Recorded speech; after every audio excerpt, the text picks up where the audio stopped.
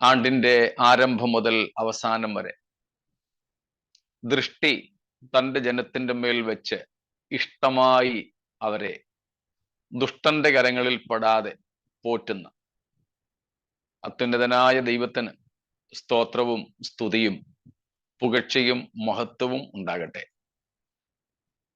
ക്രിസ്തുവിൽ ആദരണീയരായ സഹഭടന്മാർ, കർത്താവിന്റെ ദാസന്മാർ, വെളിച്ചത്തിൽ വിശുദ്ധന്മാർക്കുള്ള അവകാശത്തിൽ എൻ്റെ കൂട്ടവകാശികളായ വിശുദ്ധന്മാർ, എല്ലാവർക്കും വന്ദനം. ആഴ്ചയുടെ അവസാനത്തെ സന്ധിയിൽ പതിവ് പോലെ തിരുസന്നിധിയിൽ നമുക്ക് ദൈവവചന പഠനത്തിനായി കൂടി വരുവാൻ അവസരങ്ങളെ കർത്താവ് ഒരുക്കിയല്ലോ. വിവിധ കോണ്ടിനെന്റ്സിൽ, ഭൂഖണ്ഡങ്ങളിലായി ദൈവം നമ്മെ കാത്തുകൊണ്ടിരിക്കയാൽ ദൈവത്തിന് സ്തോത്രം ചെയ്യുന്നു. ദൈവവചനം പഠിക്കുവാൻ ദൈവം നമുക്ക് തരുന്ന അവസരം വളരെ വിലപ്പെട്ടതാണ്.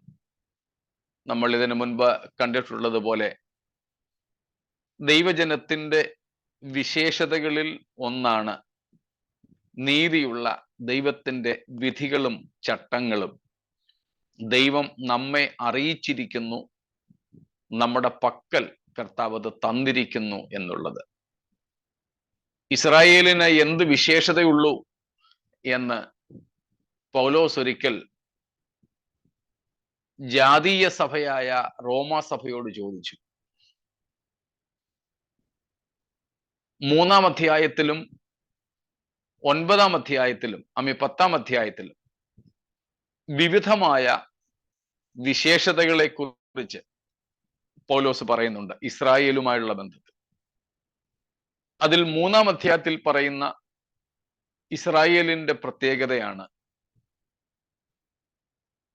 എടുത്തവരങ്ങ് പറഞ്ഞു. യഹൂദൻ എന്ത് വിശേഷത, അല്ല പരിച്ഛേദനയാൽ എന്ത് പ്രയോജനം, സകല വിധത്തിലും വളരെ ഉണ്ട്. ഒന്നാമത് ദൈവത്തിന്റെ അരുളപ്പാടുകൾ അവരുടെ പക്കൽ സമർപ്പിച്ചിരിക്കുന്നത് തന്നെ. സ്തോത്രം. ഒന്നാമത്തെ വിശേഷത അതാണ്. ദൈവത്തിന്റെ അരുളപ്പാടുകൾ യഹൂദന്മാരുടെ കയ്യിലാണ്, ഇസ്രായേലിന്റെ കയ്യിലാണ് ദൈവം ഭരമേൽപ്പിച്ചത്. അതുകൊണ്ടാണ് നമ്മൾ ഇടയ്ക്കിടയ്ക്ക് പറയുന്നത് ദൈവവചനം, എഴുതപ്പെട്ട തിരുവെഴുത്തുകൾ ലോകത്തുള്ള സകലർക്കും വേണ്ടി അല്ല, ദൈവത്തിന്റെ സ്വന്തം ജനത്തിന് വേണ്ടി മാത്രമുള്ളതാണ്. ഇത് സ്വർഗസ്ഥ പിതാവ് തൻ്റെ മക്കൾക്ക് വേണ്ടി, തൻ്റെ കുടുംബാംഗങ്ങൾക്ക് വേണ്ടി തന്നിരിക്കുന്ന ഒരു പുസ്തകമാണ്. എന്നാൽ ഇതിനകത്തെ സുവിശേഷം എന്ന ഒരു സന്ദേശമുണ്ട്, അത് സകലർക്കും വേണ്ടിയാണ്. സ്തോത്രം. അത് നമ്മൾ പലപ്പോഴും തിരിച്ചറിയാറില്ല. അറിയാതെ ചിലരൊക്കെ മൊത്തം ബൈബിള് ചിലർക്കൊക്കെ അങ്ങ് കൊടുക്കും, അവിശ്വാസികളായിട്ടുള്ളവർക്ക്. അതിൻ്റെ ആവശ്യമില്ല, ചെയ്യരുത്. സുവിശേഷ സന്ദേശം മാത്രം പകർന്നു കൊടുത്താൽ മതി. പറഞ്ഞു വന്നത്, ദൈവവചനം പഠിക്കുവാൻ, അത് മനസ്സിലാക്കുവാൻ, വായിക്കുവാൻ, ധ്യാനിക്കുവാൻ, പഠിപ്പിക്കുവാൻ, പ്രസംഗിക്കുവാൻ ഒക്കെ ദൈവം നമുക്ക് ഭാഗ്യം നൽകി.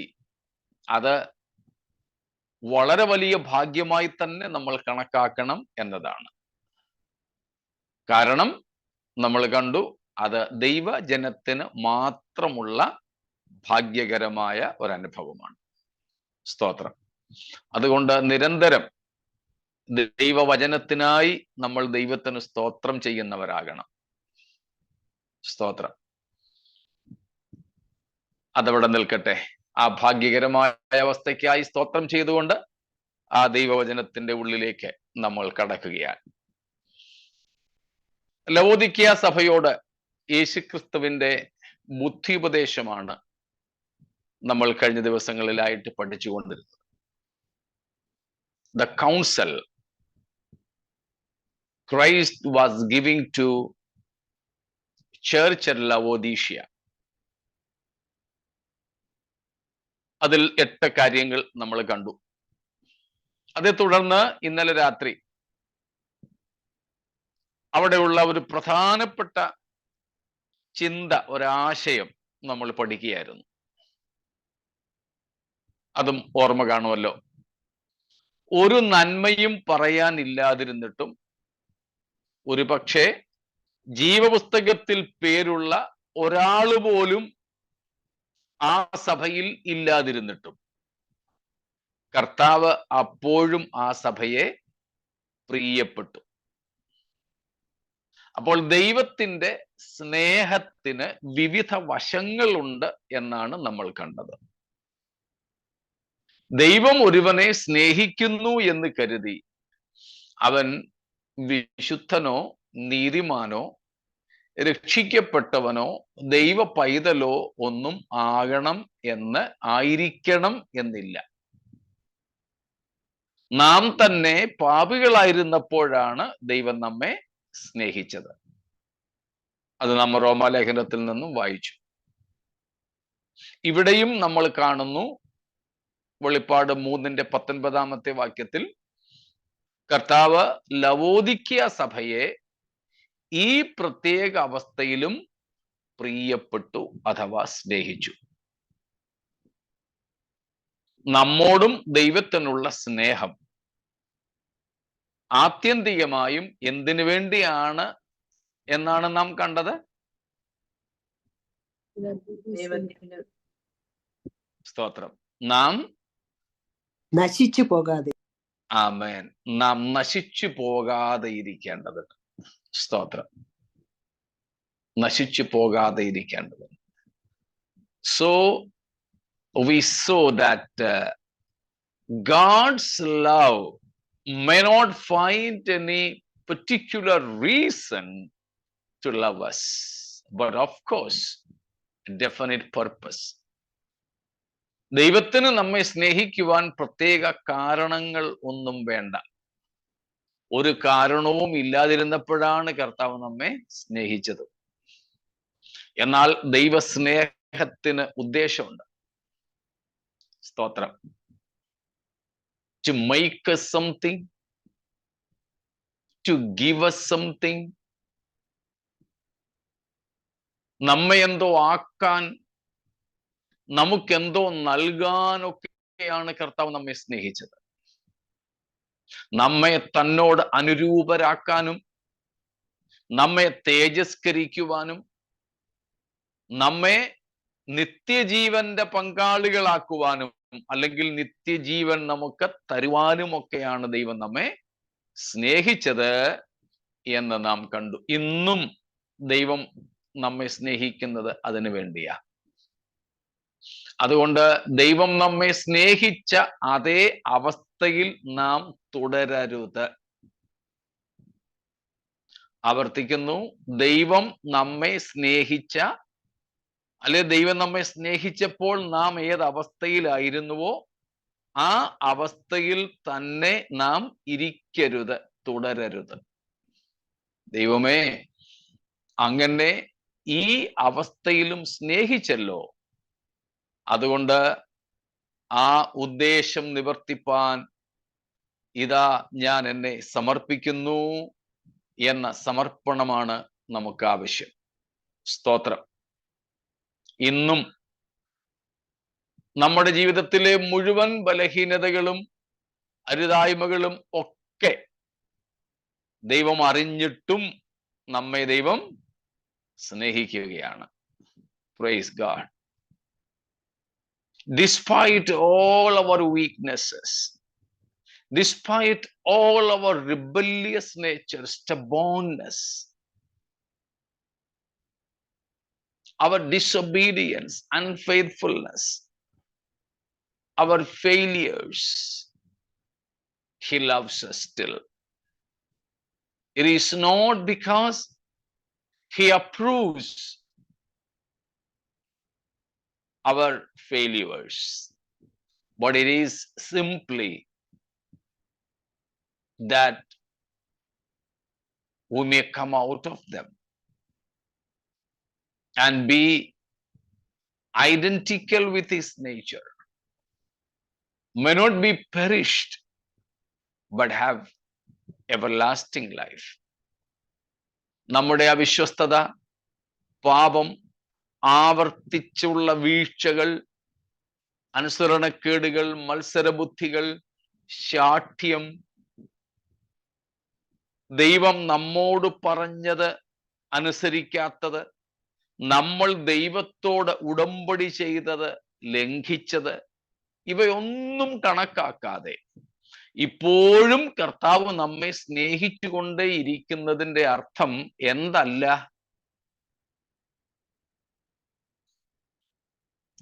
എന്നും പാപം ചെയ്തുകൊണ്ടിരിക്കാനല്ല. നമ്മൾ ചെയ്ത ഈ പാപ സ്വഭാവങ്ങളെ ദൈവം അംഗീകരിക്കുന്നതല്ല. അത് തന്നെ ചെയ്തുകൊണ്ടിരുന്നാൽ കുഴപ്പമില്ലെന്നുള്ളത് അല്ല. സ്തോത്രം. പകരം ആ സ്നേഹം കൊണ്ടെങ്കിലും നാം ആ സ്വഭാവങ്ങളിൽ നിന്ന് മാറി ദൈവാനുരൂപരായി തീരണം എന്നുള്ളതാണ്. സ്തോത്രം.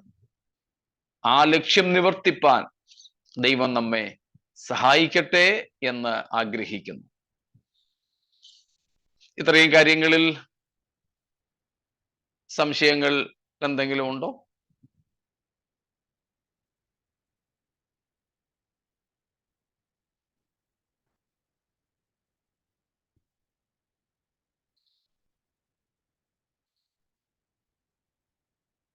ഇല്ല എന്ന് നിങ്ങളുടെ മൗനത്തിൽ നിന്ന് മനസ്സിലാക്കുന്നു.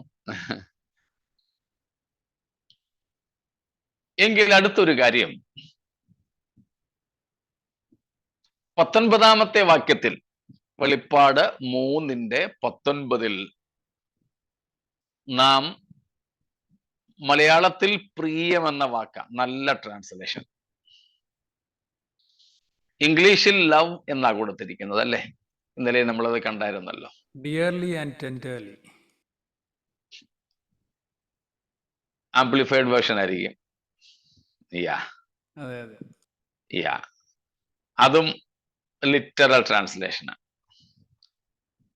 മറ്റ് പൊതുവായ ഇംഗ്ലീഷ് വേർഷൻസിൽ love, those whom I love, തെറ്റില്ല. പക്ഷേ ആ ലവിനെ, പ്രത്യേകിച്ച് ദൈവം സ്നേഹിക്കുന്ന സ്നേഹമായതുകൊണ്ട് തെറ്റിദ്ധരിക്കാൻ ഇടയുണ്ട്. കാരണം ദൈവത്തിന്റെ, നമ്മൾ സ്നേഹമെന്ന് കാണുന്നിടത്തെല്ലാം ഏത് സ്നേഹമാ പലപ്പോഴും പറയുന്നത്?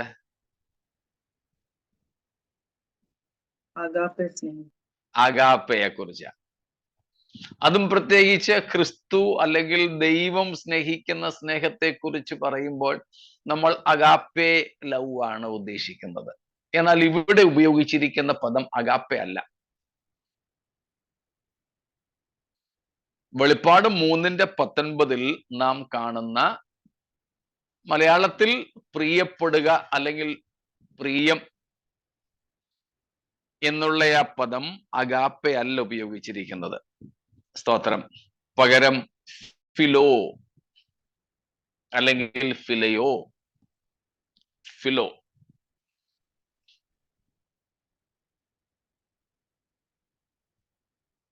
ആ ഫിലയോ എന്നതിന്റെ അർത്ഥം നമ്മൾ പഠിച്ചിട്ടുണ്ട്. Brotherly affectionate love.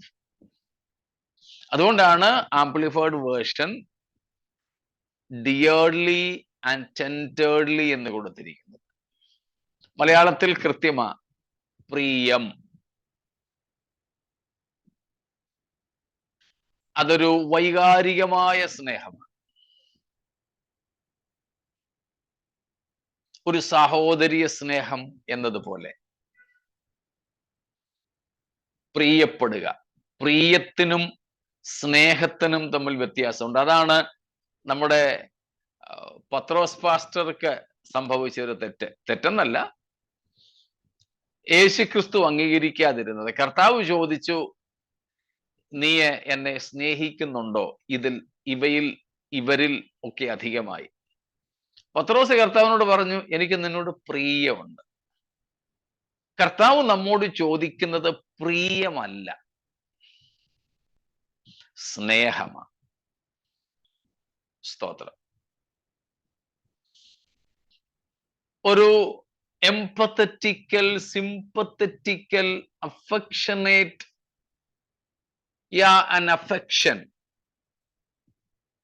അല്ല, ഒരു പ്രിയമല്ല, ഒരു സഹതാപത്തോടെ, അനുഭൂതിയോടെ ഒക്കെ കാണിക്കുന്ന ഒരു സ്നേഹമല്ല ദൈവം നമ്മിൽ നിന്നും ആഗ്രഹിക്കുന്നത്. എന്നാൽ പിന്മാറ്റക്കാരായ ഈ ലവോദിക്കക്കാരെ യേശു പ്രിയപ്പെട്ടു എന്ന് പറയുന്നത് അഗാപ്പേ എന്ന സ്നേഹം കൊണ്ടല്ല, പകരം ഒരു വാത്സല്യം കൊണ്ട്.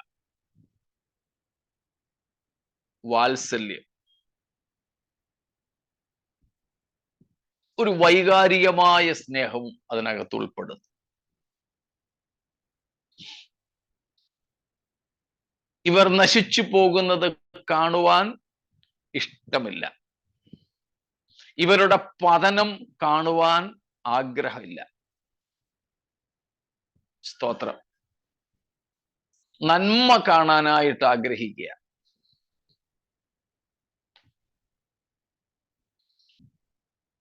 എനിക്ക് ഓർമ്മയുണ്ട്, കുറച്ച് വർഷങ്ങൾക്ക് മുമ്പ് കേരളത്തിൽ ഒത്തിരി പ്രായമുള്ള ഒരു വല്യമ്മ, അമ്മയാണ്. ആ അമ്മയുടെ വിധവയായ ഒരു സ്ത്രീ, ഒത്തിരി വാർദ്ധക്യത്തിലെത്തിയ ഒരു സ്ത്രീയാണ്. ഒരു ചെറിയ കുടിലിലാണ് പാർക്കുന്നത്. ഒരു മകനേ ഉള്ളൂ, മഹാമദ്യപാനി. എന്നും വന്ന് ഈ പ്രായമുള്ള അമ്മയെ കണ്ടമാനം ഉപദ്രവിക്കും. നാട്ടുകാരിടപെട്ടാണ് ഈ അമ്മയെ രക്ഷിക്കാറ്. ഒരു ദിവസം ഒത്തിരി ഉപദ്രവിച്ചു, കൊല്ലുമെന്നായി. നാട്ടുകാർ വിളിച്ച് പോലീസ് വന്നു, ഈ മകനെ പിടിച്ചു, അറസ്റ്റ് ചെയ്തു. പൂർണ്ണമായി മദ്യലഹരിയിൽ. ഈ മകൻ മർദ്ദിച്ചിട്ട് എഴുന്നേൽക്കാൻ വയ്യാതെ വീണ് കിടക്കുന്ന ഈ പ്രായമുള്ള അമ്മ ഇങ്ങനെ എന്നും ഉപദ്രവിക്കുന്ന, പ്രാണന് പോലും അപകടകാരിയായ മകനെ പോലീസ് പിടിച്ചുകൊണ്ട് പോകുമ്പോൾ അവിടെ കിടന്നുകൊണ്ട് പറഞ്ഞു, സാറന്മാരെ, എന്റെ മോനെ ഒന്നും ചെയ്യല്ലേ. അതിശയം തോന്നി. ഇതാണ് വാത്സല്യം എന്ന് പറയുന്നത്. അഫെക്ഷൻ. ഒരമ്മയ്ക്ക് കുഞ്ഞിനോട് തോന്നുന്ന, രണ്ട് സഹോദരങ്ങൾ തമ്മിൽ ഉണ്ടാവുന്ന ഒരു സ്നേഹം. ഇന്നത്തെ സഹോദരങ്ങളുടെ കാര്യം കളഞ്ഞേക്കണേ. പലയിടത്തും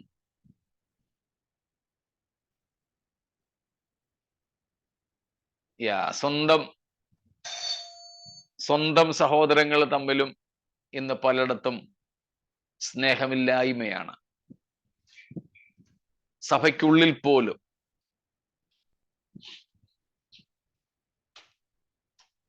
എന്നാൽ യഥാർത്ഥമായ അവസ്ഥയിൽ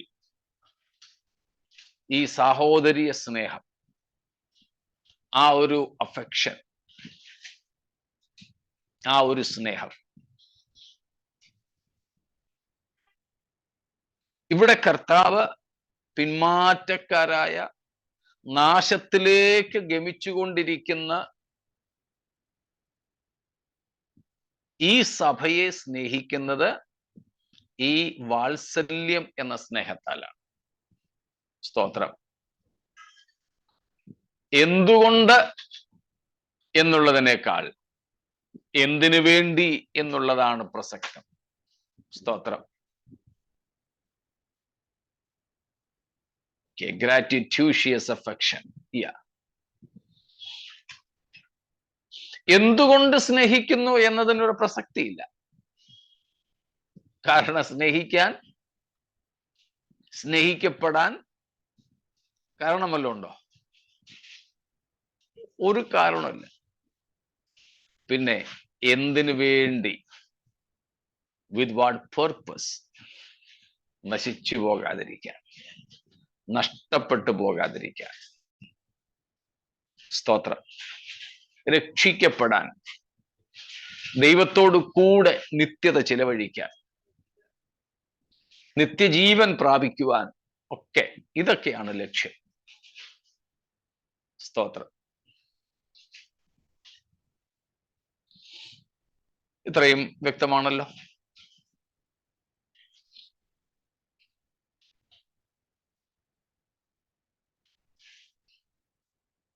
എങ്കിൽ ഇങ്ങനെ ദൈവം സ്നേഹിച്ചാൽ എന്തേ തെറ്റുകളെ അംഗീകരിക്കുകയാണോ? സ്തോത്രം. അല്ല. അവിടെയും ചിലർക്ക് തെറ്റ് പറ്റാറുണ്ട്.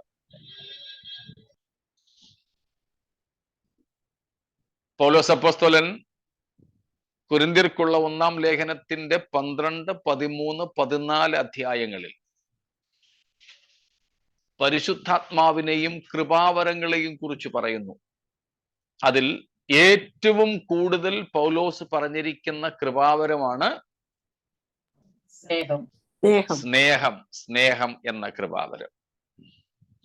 അതിനെ കൃപാവരമായിട്ട് നമ്മുടെ ആൾക്കാർ കാണുന്നുണ്ടോ എന്നുള്ളത് സംശയമാണ്. ഏതായാലും ആ കൃപാവരത്തെ കുറിച്ച് പൗലോസ് നിർവചിക്കുന്നുണ്ട്. A definition for love. സ്നേഹത്തിന്റെ നിർവചനമാണ് 4-ാമത്തെ വാക്യത്തിൽ നമ്മൾ കാണുന്നത്. എന്റെ ഓർമ്മ ശരിയെങ്കിൽ 16-ലധികം സ്വഭാവ വിശേഷതകൾ, എത്രണ്ണം ഉണ്ട്? 16 ലക്ഷണങ്ങൾ. 16 ലക്ഷണങ്ങൾ അവിടെയുണ്ട്. സ്നേഹം എന്ന ഒരു ചെടി, ഒരു വൃക്ഷം ഉണ്ടാക്കിയിട്ട് അതിൽ ഈ 16 പഴങ്ങൾ അല്ലെങ്കിൽ പൂക്കൾ വിരിഞ്ഞു നിൽക്കുന്നതൊക്കെ വേണമെങ്കിൽ നിങ്ങൾക്ക് കുഞ്ഞുങ്ങളെ കൊണ്ടൊക്കെ ചെയ്യിക്കാം. സൺഡേ സ്കൂളിനൊക്കെ ചെയ്യിക്കാൻ പറ്റും. അപ്പം 16 ലക്ഷണങ്ങൾ ആ സ്നേഹത്തിൻ്റെത് അവിടെ പറയുന്നുണ്ട്. അതിൽ ഒരെണ്ണമാണ് സ്നേഹം ദോഷം കണക്കിടുന്നില്ല. അപ്പൊ സ്നേഹം ദോഷം കണക്കിടുന്നില്ല എന്ന ഒരു പ്രയോഗത്തിൽ നിന്ന് പലരും സ്നേഹത്തെ തെറ്റായി ധരിക്കുന്നു.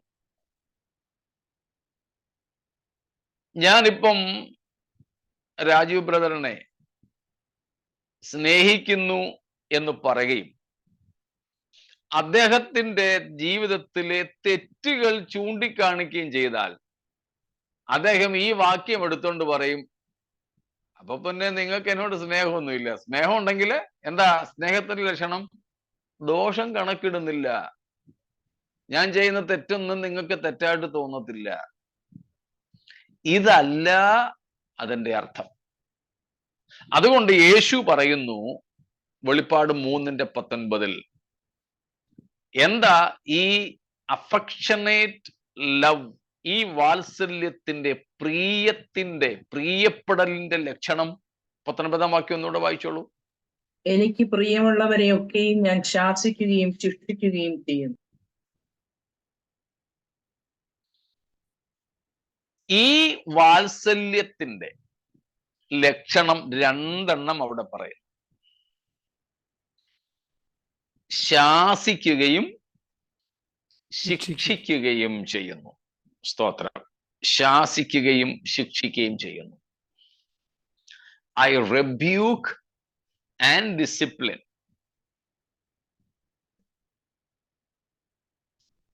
Rebuke and discipline. സ്തോത്രം.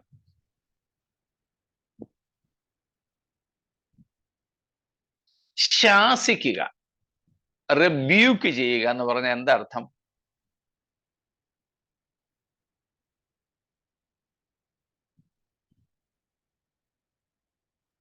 കറക്റ്റ് ചെയ്യുക. സ്തോത്രം. കറക്റ്റ് ചെയ്യുക.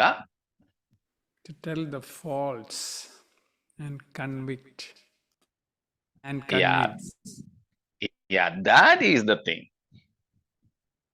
സ്തോത്രം. to admonish. Yeah, the very exact word, the exact thing is what Dr. Saju said. Convincing a person of his or her faults.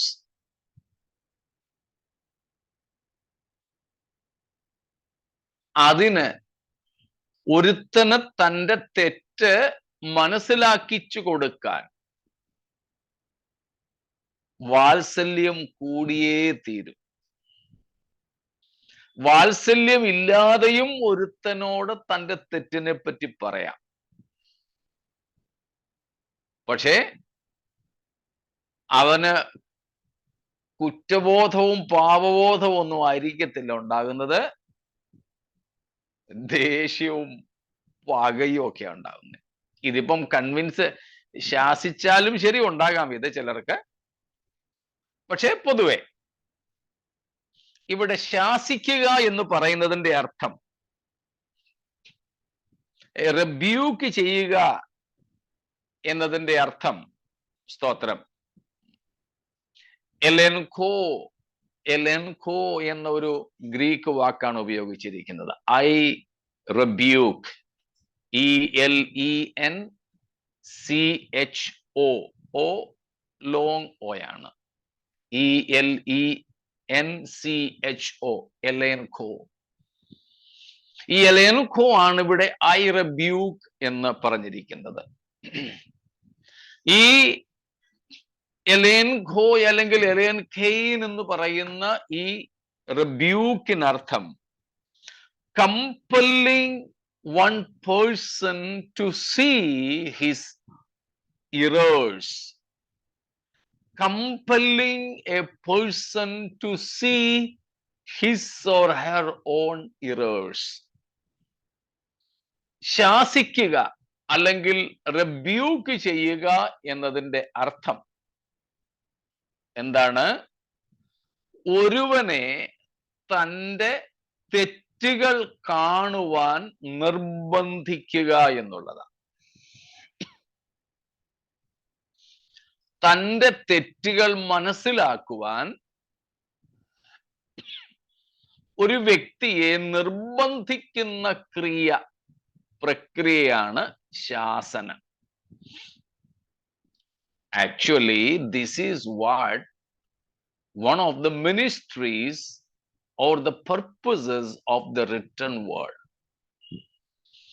എഴുതപ്പെട്ട ദൈവശ്വാസീയമായ തിരുവെഴുത്തുകളുടെ ഒരു ലക്ഷ്യവും ശുശ്രൂഷയും ഇത് തന്നെയാണ്. കൂടെ വരുന്നുണ്ടല്ലോ, വാക്യം മനസ്സിലേക്ക് കാണും. 2 തിമോത്തിയോസ് 3:16 വായിച്ചോ. എല്ലാ തിരുവെഴുത്തും ദൈവശ്വാസീയമാകിയാൽ ദൈവത്തിന്റെ മനുഷ്യൻ സകല സൽപ്രവൃത്തിക്കും വക പ്രാപിച്ച് തികഞ്ഞവൻ ആകേണ്ടതിന് ഉപദേശത്തിനും ശാസനത്തിനും ഗുണീകരണത്തിനും നീതിയിലെ അഭ്യാസത്തിനും പ്രയോജനമുള്ളതാകും. സ്തോത്രം. എല്ലാ തിരുവെഴുത്തും ദൈവശ്വാസീയം ആകയാൽ. പണ്ട് ഞാൻ പറഞ്ഞിട്ടുള്ള ഒരു തിരുത്ത് ഒന്നും കൂടെ ആവർത്തിക്കുന്നു. ഒത്തിരി പേര് ഈ വാക്യം വായിക്കുന്നത് തെറ്റായി. എല്ലാ തിരുവെഴുത്തും ദൈവ വിശ്വാസീയമാകയാൽ എന്ന ഒത്തിരി പാസ്റ്റർമാർ പ്രസംഗിക്കുന്നതും അങ്ങനെയാണ്. എന്നാൽ ദൈവവിശ്വാസീയമല്ലിത്, ദൈവശ്വാസീയം. സുജ വായിച്ചത് ശരിയായിട്ട് തന്നെയാ കേട്ടോ. ദൈവശ്വാസീയം. പലരും പക്ഷെ ഇത് വായിക്കാറും പറയാറുമുള്ളത് തെറ്റായിട്ടാണ്. ഞാൻ എടുത്തു പറഞ്ഞത് ചിലപ്പോൾ ചിലർ വായിച്ചതിന് ശേഷം ഇത് പറയുമ്പോൾ അങ്ങനെയാണോ വായിച്ചതെന്നും മറ്റുള്ളവർ തെറ്റിദ്ധരിക്കുക. അതിനു വേണ്ടിയാ. അല്ല, സുജ തെറ്റായിട്ട് വായിച്ചത് കൊണ്ടല്ല, ശരിയായിട്ട് തന്നെയാണ് വായിച്ചത്. പക്ഷെ പലരും തെറ്റിക്കാറുള്ളത് സന്ദർഭം വന്നപ്പോൾ ഞാനൊന്ന് സൂചിപ്പിച്ചെന്നേ ഉള്ളൂ. ദൈവശ്വാസീയം, ദൈവവിശ്വാസീയമല്ല. വിശ്വാസീയം എന്ന് പറഞ്ഞാൽ വിശ്വസിക്കാൻ കൊള്ളാവുന്നത്, വിശ്വസിക്കാവുന്നത് എന്നതാണ്. ശ്വാസീയം എന്ന് പറഞ്ഞാൽ ഗോഡ് ബ്രീത്ത്, ദൈവം ശ്വസിച്ചത് എന്നർത്ഥമാണ്. അതായത് എഴുതപ്പെട്ട തിരുവെഴുത്തുകൾ ദൈവശ്വാസീയമാണ് എന്ന് പറഞ്ഞാൽ it is God breathed. Otherwise we can rename the scriptures as the breath of God. The breath of God. തിരുവെഴുത്തുകളെ അതുകൊണ്ട് നമുക്ക് ദൈവത്തിന്റെ ശ്വാസം എന്ന് വിളിക്കാം. ദൈവത്തിന്റെ ശ്വാസം. ശരി, അതവിടെ നിൽക്കട്ടെ.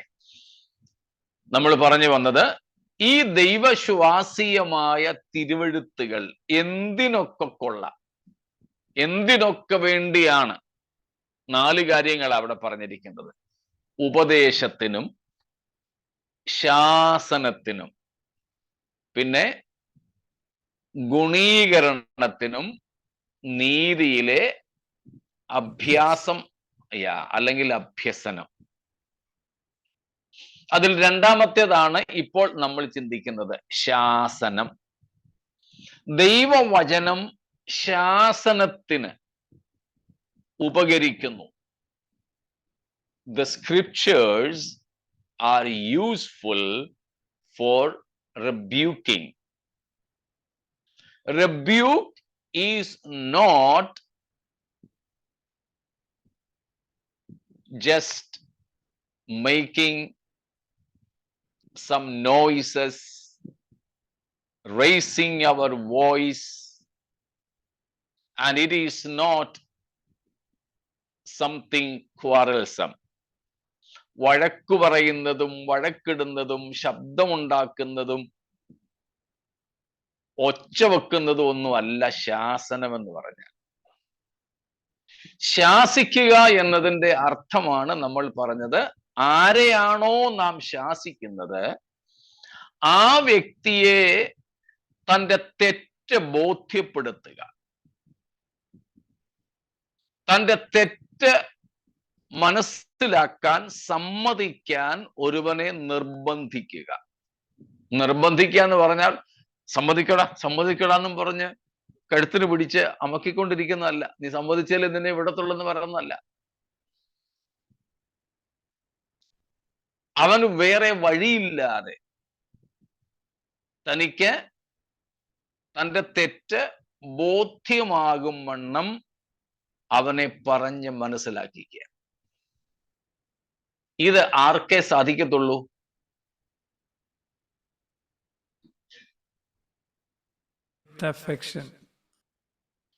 അഫെക്ഷൻ, വാത്സല്യമുള്ളവർക്കേ കഴിയത്തുള്ളൂ.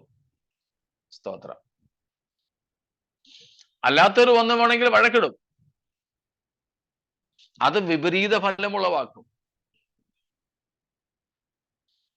ഇതിന് ഏറ്റവും നല്ല ഉദാഹരണമാണ് പഴയ നിയമത്തിൽ നാഥാൻ പ്രവാചകൻ ദാവീദിനോട് പറയുന്നത്.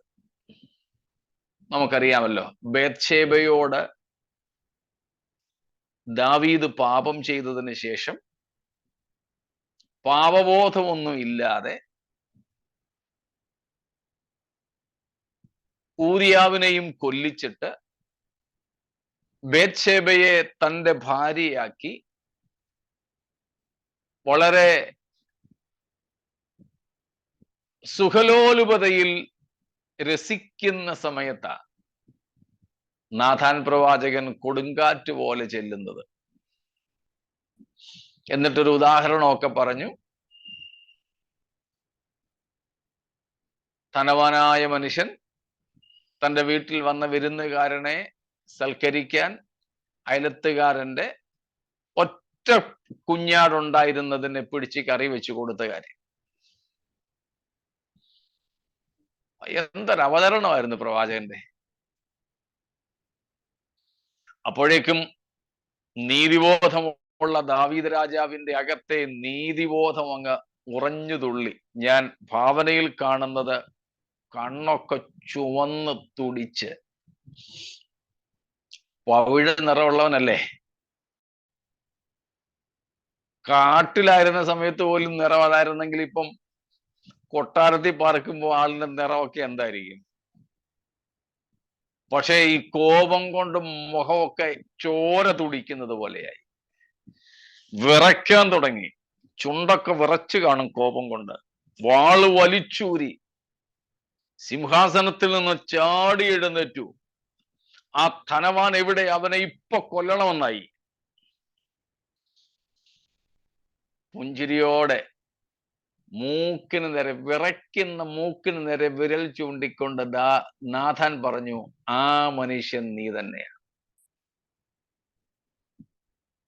നിഷേധിക്കാൻ അവന് ഒരു വകുപ്പും ഇല്ല. വിധി അവൻ തന്നെ പ്രഖ്യാപിച്ചു കഴിഞ്ഞു.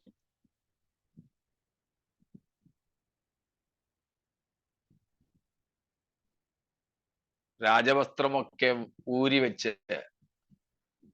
രട്ടിലും വെണ്ണീറിലും ഇരുന്ന് അനുതാപത്തോടെ കരയാൻ തുടങ്ങി.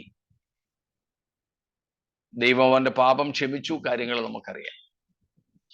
നാഥാൻ ദാവീദിനോട് ചെയ്തതിന്റെ പേരാണ് റെബ്യൂക്കിംഗ്, ശാസിക്കുക.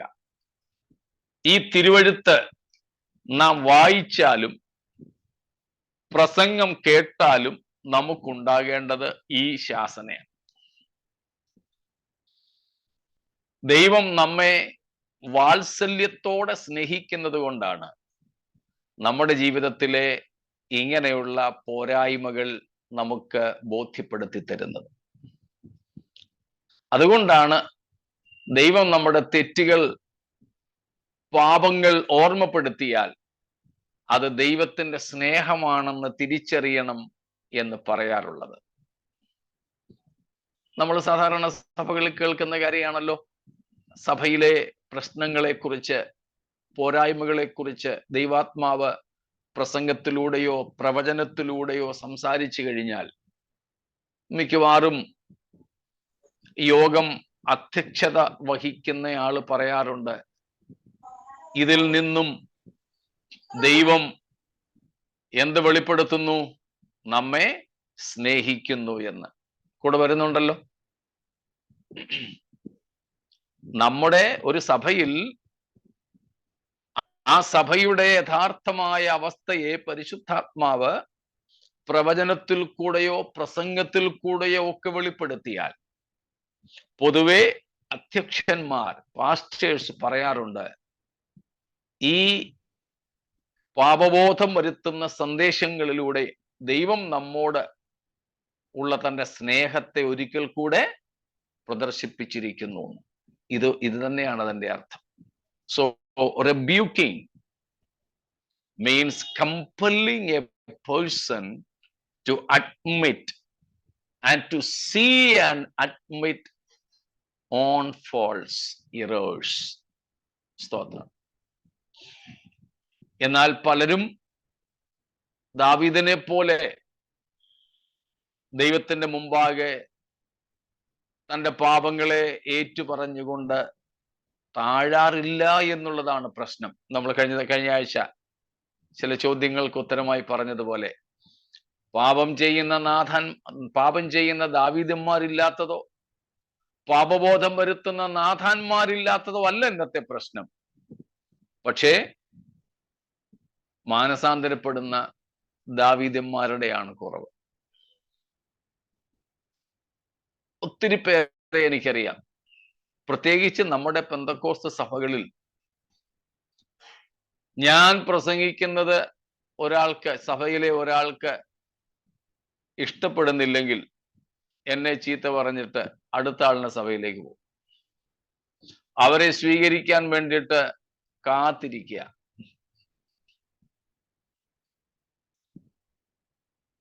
നിങ്ങൾക്കറിയാമല്ലോ, ഞാൻ മണക്കാല ഫെയ്ത്ത് തിയോളജിക്കൽ സെമിനാരിയിലാണ് ദൈവവചനം പഠിച്ചത്.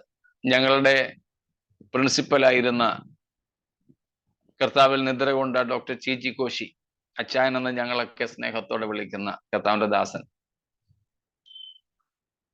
ക്ലാസ്സുകളൊന്നും എടുക്കാറില്ലായിരുന്നു. പക്ഷെ ഇടയ്ക്കിടയ്ക്ക് ഞങ്ങളെ ചാപ്പലിൽ വിളിച്ച് എല്ലാ സ്റ്റുഡൻസിനെയും കൂടെ ഒരുമിച്ചിരുത്തി പല ഉപദേശങ്ങളും അദ്ദേഹം തരാറുണ്ടായിരുന്നു. അക്കൂട്ടത്തിൽ അദ്ദേഹം ആവർത്തിച്ചു പറയാറുള്ള ഒരു കാര്യമായിരുന്നു, ഞാനും നിങ്ങളോട് പറഞ്ഞിട്ടുണ്ട്. കുഞ്ഞുങ്ങളെ, നിങ്ങൾ സഭാ ചാർജ് എടുത്ത് ശുശ്രൂഷകന്മാരാകുമ്പോൾ ഓർത്തോണം, അല്ല നിങ്ങൾ ഇനി ഒരു നേതാവ്, ഒരു സഭാ നേതാവായാലും ഓർത്തോണം, കൊമ്പേൽ ചോരയുള്ള കാളെ വാങ്ങരുതെന്ന്.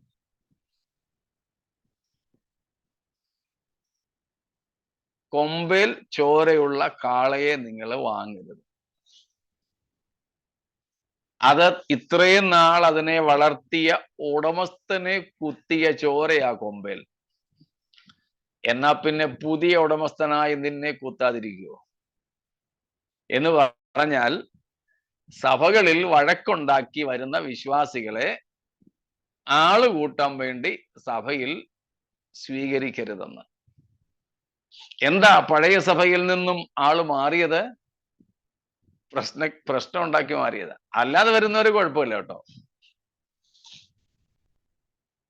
എന്നാൽ പലരും സഭ മാറുന്നത്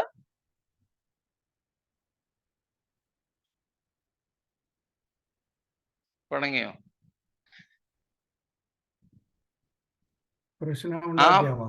ആ പോകുന്ന സഭകളിൽ പ്രശ്നം ഉണ്ടാക്കി മാറുന്നവർ അവരെവിടെ പോയാലും പ്രശ്നക്കാരായിരിക്കും. ചിലർക്കൊക്കെ അവർ താമസിക്കുന്ന നാട്ടിൽ ഉള്ള എല്ലാ സഭകളിലും പ്രശ്നം ഉണ്ടാക്കി മാറി മാറി മാറി പോയിട്ട് ഇനിയും ഒരു സഭയില്ല പോകാൻ എന്ന നിലയിൽ വീട്ടിൽ തന്നെ ഇരിക്കുന്നവരുണ്ട്. ഏതായാലും കൊറോണ വന്നത് അവരിൽ പലർക്കും വലിയ അനുഗ്രഹമായി. കാര്യം മനസ്സിലായോ? എന്തോ വീട്ടിലെ സഭായോഗം TV ഓൺ ചെയ്തിരുന്നാ മതി. വീട്ടിലെ സഭായോഗത്തിനും അതിനെയും നടത്തുന്നവര് കേട്ടാൽ എന്നോട് പിണങ്ങും, എന്നാലും ശരി, കുഴപ്പമില്ല. അതും സൂമിലോ ഒക്കെ സൂമിലെ മീറ്റിംഗും തമ്മിൽ ഒത്തിരി വ്യത്യാസമുണ്ട്. ഞാനും നടത്തുന്ന സഭായോഗത്തിൽ സൂം ഓൺ ചെയ്യാറുണ്ട്. സൂമിൽ പങ്കെടുക്കുന്ന ചിലരുണ്ട്. എന്താ രണ്ടും തമ്മിൽ വ്യത്യാസം? യൂട്യൂബ് ലൈവ് അല്ല, സൂമിലെ കാര്യമാണ് ഞാൻ പറയുന്നത്. അതിൽ ആക്റ്റീവായിട്ട് നിങ്ങൾക്ക് പങ്കെടുക്കാം. നിങ്ങൾക്ക് പ്രാർത്ഥനാ വിഷയം പറയാം, പ്രാർത്ഥിക്കാം, പാട്ടുപാടാം. നിങ്ങൾ പാടിയാൽ ഞാൻ മറ്റുള്ളവർക്ക് കേൾക്കാം. മറ്റേതിൽ വെറും പാസീവാ. ചിലരൊക്കെ ടിവിയുടെ മുമ്പിൽ പോയി കുനിഞ്ഞിരിക്കുന്നത് കാണാം.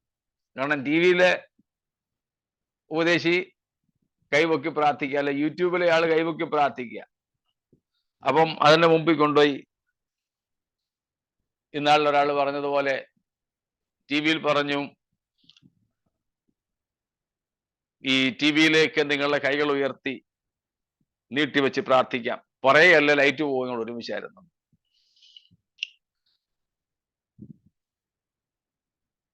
ഞാൻ പറഞ്ഞത്, ചിലർ സഭകളിൽ പോയി വിധേയപ്പെട്ട് ഇരിക്കുവാൻ മനസ്സില്ലാതെ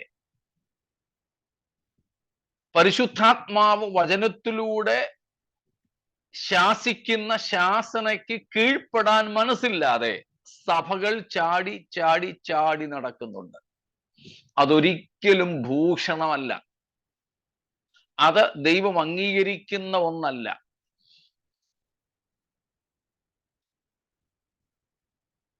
നമ്മുടെ ഇടയിലായിരുന്നു അത് ഞാൻ ഒന്നിലധികം ഇടത്ത് കഴിഞ്ഞ ദിവസങ്ങളിൽ ചില സമയത്ത് പറഞ്ഞൊരു കാര്യം.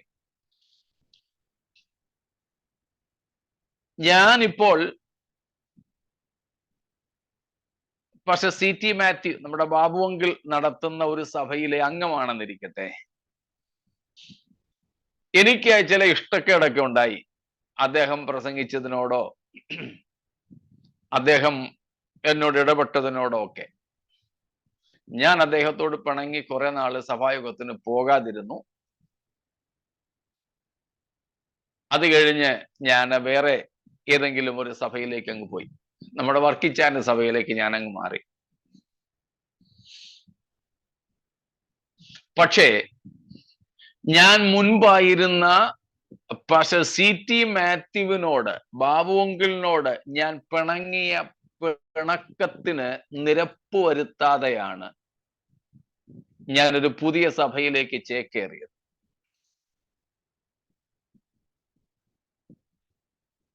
ഞാൻ ഇവിടെ വന്നിട്ട് തിരുവത്താഴ എടുക്കുന്നു. ചിലപ്പം എന്നെ പിടിച്ചു നിർത്താൻ വേണ്ടി തിരുവത്താഴം കൊടുക്കാനും കൂടെ വർക്കിച്ചാൻ എന്നെ അങ്ങ് അധികാരപ്പെടുത്തും. കാരണം എന്തെങ്കിലും സ്ഥാനം കൊടുക്കണ്ടേ? നമ്മൾ അങ്ങനെയല്ലേ ചെയ്യുന്നത്. ഒരാൾ അവിടുന്ന് വിട്ടു വന്നാൽ ഒരു എല്ലുമുട്ടം കൊടുത്തേക്കും, കടിച്ചോണ്ട് അവിടെ കിടന്നോട്ടം, വിട്ടുപോകരുത്. രാഷ്ട്രീയ പാർട്ടികളെ കണ്ടിട്ടില്ലേ? കോൺഗ്രസിൽ നിന്ന് ചാടി ഇവിടെ വന്നാൽ ഇവിടെ ഉള്ളവർക്ക് ടിക്കറ്റ് കൊടുക്കാതെ ഈ ചാടി വന്ന പുള്ളികൾക്ക് സ്ഥാനാർത്ഥിത്വം കൊടുക്കും.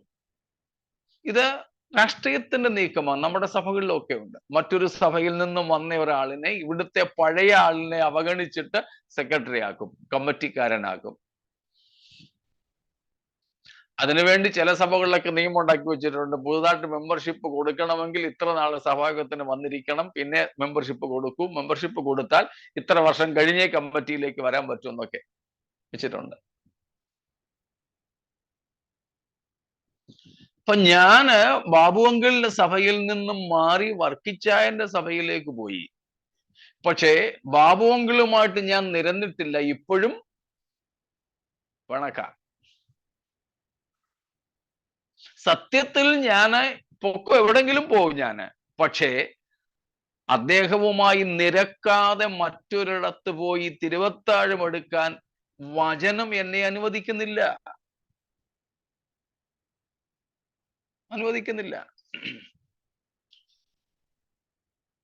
സ്തോത്രം.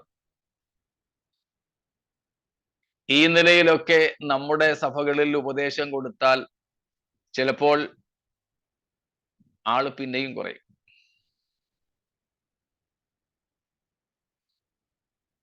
ഇങ്ങനെ പോകുന്നവരെയും സ്വീകരിപ്പാൻ ആളുള്ളത് കൊണ്ടാണ് പ്രശ്നം. ഇതാണ് കൊമ്പൽ ചോരയുള്ള കാള. ഇത്രയും നാള് എനിക്ക് പാസ്റ്ററായിട്ടിരുന്ന ബാബുങ്കിളിനെ കുത്തിയ ചോരയാ എന്റെ കൊമ്പയിലിരിക്കുന്നത്. ഇതും കൊണ്ട് വർക്കിച്ചാനിടത്ത് എന്നാൽ അദ്ദേഹത്തെ കുത്താതിരിക്കുവോ ഞാൻ? പുതിയ ഉടയവനാ, കുത്തിയിരിക്കും. അത് പഴയതിനേക്കാൾ ഭീകരമായ കുത്തുമായിരിക്കും. ഇതിനാണ് ഞങ്ങളുടെ അച്ഛൻ പറയുമായിരുന്നത്, കുഞ്ഞുങ്ങളെ കൊമ്പൽ ചോരയുള്ള കാളയെ വാങ്ങരുത്. എന്താ പ്രശ്നം? ദൈവ വചനത്തിന്റെ ശാസനയ്ക്ക് കീഴ്പ്പെടുവാൻ മനസ്സില്ല. അരുതേ പ്രിയ സഹോദരങ്ങളെ, കൂടപ്പിറപ്പുകളെ, നമുക്കിഷ്ടമില്ലാത്ത ഒരാളാണ് പറയുന്നതെങ്കിൽ പോലും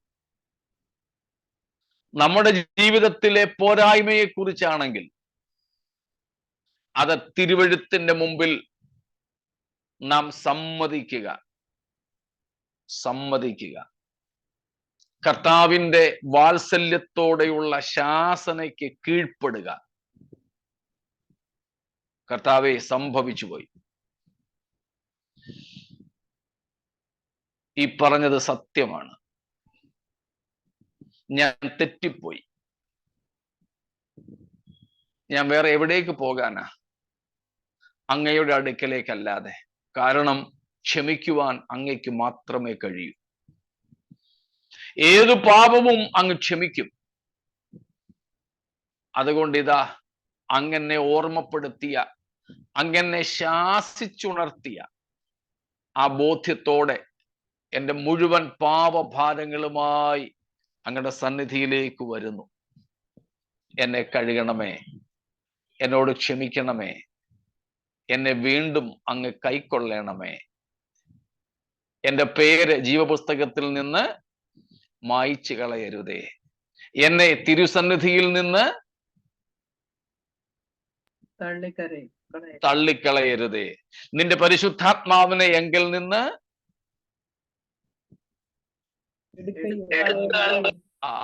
എടുക്കുകയും അരുതേ. നമുക്ക് ദൈവത്തോട് പ്രാർത്ഥിക്കാം. സ്തോത്രം.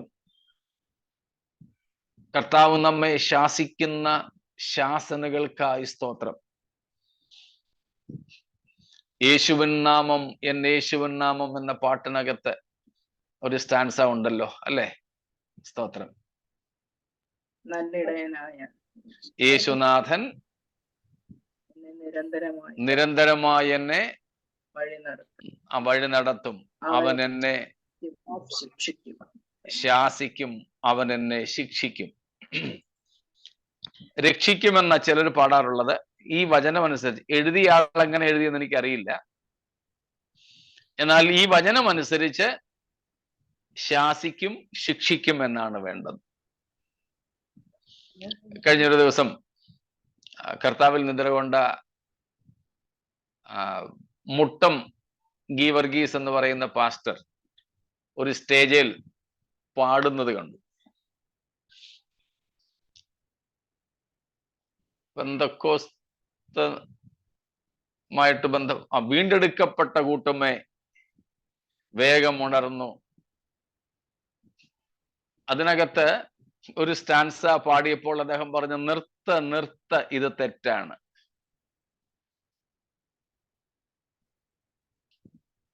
പെന്തക്കോസ്തിൻ, അതിലൊരു സ്റ്റാൻസ ഉണ്ടല്ലോ, പെന്തക്കോസ്തിൻ ജ്വാലയാണ് എന്ന്. അദ്ദേഹം പറഞ്ഞു, ഞാനായി ഈ പാട്ട് എഴുതിയത്. പെന്തക്കോസ്തിൻ ജ്വാല എന്നല്ല ഞാൻ എഴുതിയത്, എല്ലാരും കൂടെ ചേർന്ന് അതിനെ ജ്വാലയാക്കിയതാ. ഞാൻ എഴുതിയത് പെന്തക്കോസ്തിൻ വേലയാണ് എന്ന. വേലയെ ജ്വാലയാക്കി. കാരണം ആത്മാവ് തീയാണെന്നൊരു ഉപദേശം വന്നപ്പോഴായി വേല ജ്വാലയായത്. ഇതുപോലെ ഈ പാട്ടുകാരൻ എഴുതിയത് എന്താണെന്ന് എനിക്കറിയില്ല. പക്ഷേ വെളിപ്പാട് 3:19 അനുസരിച്ച് അവൻ എന്നെ ശാസിക്കും, അവൻ എന്നെ ശിക്ഷിക്കും എന്ന് വേണം പാടാൻ. ഇനി പാട്ടുകാരൻ രക്ഷിക്കുമെന്ന് എഴുതിയതെങ്കിൽ എനിക്ക് വിരോധമില്ല. പക്ഷെ വചനം ഇങ്ങനെയാണ്. അപ്പോൾ ശാസിക്കുക എന്നതിന്റെ അർത്ഥം മനസ്സിലേക്കാണുമല്ലോ. അത് യേശു കർത്താവ് വാത്സല്യത്തോടെ ചെയ്യുന്ന ഒരു ക്രിയയാണ്. 2 തിരുവെഴുത്തുകളുടെ ഉദ്ദേശമാണ്. അത് പ്രസംഗത്തിലും പ്രവചനത്തിലും ബൈബിൾ ക്ലാസ്സുകളിലും ഒക്കെ ഉണ്ടായിരിക്കണം. എന്നാൽ ശാസന ഇഷ്ടപ്പെടാതെ പലരും പ്രസംഗകനോട് വിരോധിക്കാറുണ്ട്. ശാസന ഇഷ്ടപ്പെടാതെ പലരും സഭ വിട്ടുപോകാറുണ്ട്. പ്രസംഗകനെതിരെ ആരോപണങ്ങൾ ഉന്നയിക്കാറുണ്ട്. പാടില്ല. എന്നാൽ ഒരു കാര്യം പ്രസംഗകർ ശ്രദ്ധിക്കണം, കുത്തിപ്രസംഗമാകരുത്. കുത്തിപ്രസംഗം വേറെ, ദൈവവചനത്തിലൂടെയുള്ള ശാസന വേറെ. കുത്തിപ്രസംഗം ചിലരെ വ്യക്തിപരമായി ലക്ഷ്യമിട്ടുകൊണ്ട് വെടിവെക്കുന്നതാണ്. അത് പാടില്ല. അതിനു പകരം ദൈവവചനത്തിന്റെ ശരിയായ പഠിപ്പീരോ പ്രസംഗമോ ഉണ്ടെങ്കിൽ പലർക്കും കുത്തുകൊള്ളുമെന്നുള്ളത് സത്യമാണ്. ഇനി കേൾവിക്കാരോട് പറയാം, നമ്മുടെ സഭയിലെ ഉപദേശി കുത്തിപ്രസംഗം തന്നെയാണ് നടത്തുന്നതെങ്കിൽ പോലും നിങ്ങൾ വിട്ടേരെ. അത് നമ്മുടെ ജീവിതത്തിലെ പോരായ്മയെക്കുറിച്ചാണോ, അത് പരിശുദ്ധാത്മാവിന്റെ ശാസനയായി, വചനത്തിന്റെ ശാസനയായി സ്വീകരിച്ച് നാം മാനസാന്തരപ്പെടുക. സ്തോത്രം.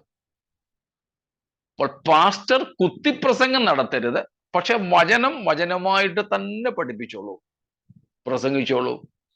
അതിൽ കുത്തുകൊള്ളുന്നവരുണ്ടെങ്കിൽ കുത്തുകൊള്ളട്ടെ,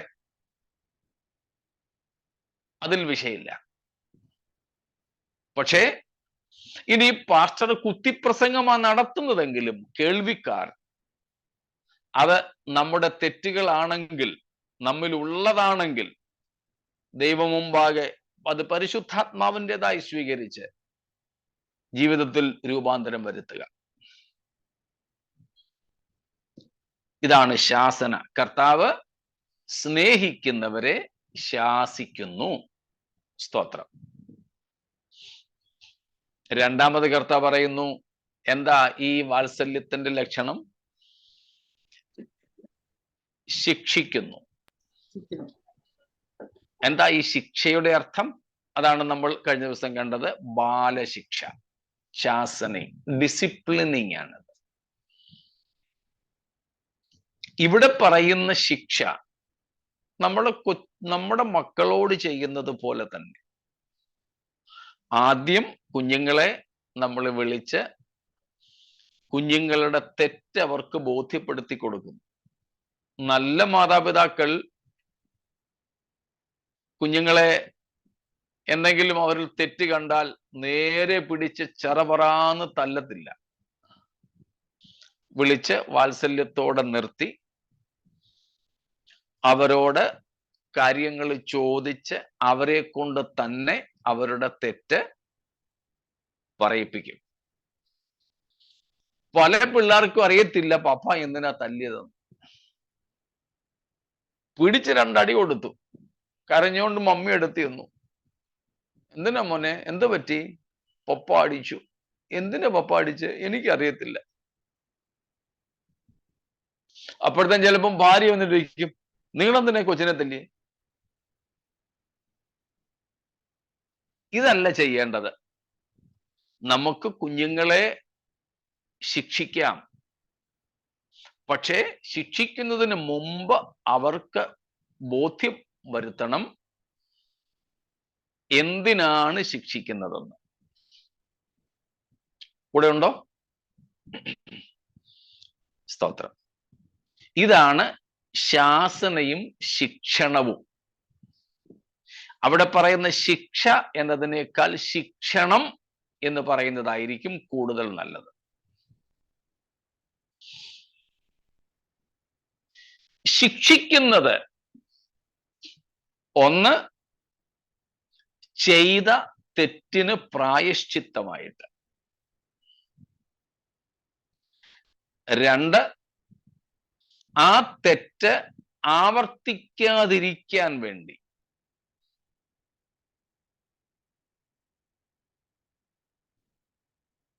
സ്തോത്രം. അപ്പോൾ ദൈവത്തിന് നമ്മോട് വാത്സല്യം ഉണ്ടെങ്കിൽ ഇത് രണ്ടും കർത്താവ് ചെയ്യും. അത് നമ്മൾ എബ്രായ ലേഖനം 12:5 മുതൽക്കുള്ള വാക്യങ്ങളിൽ നിന്ന് കാണുകയുണ്ടായി. അതുകൊണ്ട് ഞാൻ ഇനിയും ആവർത്തിക്കുന്നില്ല ഭാഗം. എന്തിനാണ് ഈ ബാലശിക്ഷ നമുക്ക് നൽകുന്നത്?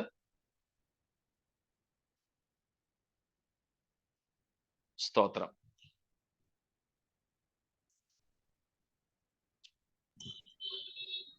ദൈവം നമ്മെ സ്നേഹിക്കുന്നതുകൊണ്ട്. ഒരു സംഗതി ദൈവത്തിന് നമ്മോടുള്ള സ്നേഹത്തെ പ്രദർശിപ്പിക്കുവാനാണ്, വെളിപ്പെടുത്താനാണ്. അതെ. മറ്റൊന്ന് ലോകത്തോടു കൂടെ നശിച്ചു പോകാതിരിക്കാൻ.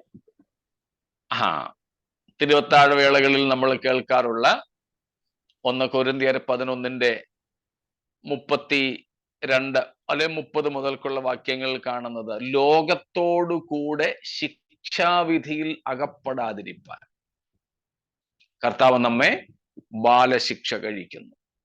സ്തോത്രം. മറ്റൊന്ന് എബ്രായർ 12 നമ്മൾ കഴിഞ്ഞ ദിവസം വായിച്ചു 10ാമത്തെ വാക്യത്തിൽ നമ്മുടെ ഗുണത്തിനായി. 4ാമത്തെ കാര്യവും അതേ വാക്യത്തിലുണ്ട്, കർത്താവിന്റെ വിശുദ്ധി നാം പ്രാപിക്കേണ്ടതിന്. സ്തോത്രം. അപ്പോൾ ഇങ്ങനെയുള്ള വിവിധ ലക്ഷ്യങ്ങളോടുകൂടെയാണ് കർത്താവ് നമ്മെ ശിക്ഷിക്കുന്നത്. ആ ശിക്ഷ എന്നത് ശിക്ഷണമായിട്ടാണ്. This is not punishments, but they are disciplinary actions. not actually punishments. They are not condemnations. ശിക്ഷാവിധികളല്ല, പകരം ക്രമീകരണത്തിനു വേണ്ടി, ശുദ്ധീകരണത്തിനു വേണ്ടി ദൈവം ചെയ്യുന്ന ചില കർമ്മങ്ങളാണ്. സ്തോത്രം. അതിന് ഒരുപക്ഷെ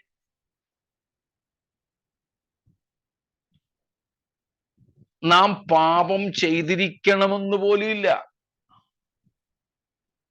നമ്മിലുള്ള പാപ സ്വഭാവങ്ങളെ പോലും മാറ്റുവാൻ, പാപപ്രവർത്തികൾക്ക് വേണ്ടി മാത്രമല്ല, പാപ സ്വഭാവങ്ങളെ പോലും നമ്മിൽ നിന്നും മാറ്റുവാൻ, to inactive, to make sinful nature within us, to make them inactive, God may lead us to these disciplines.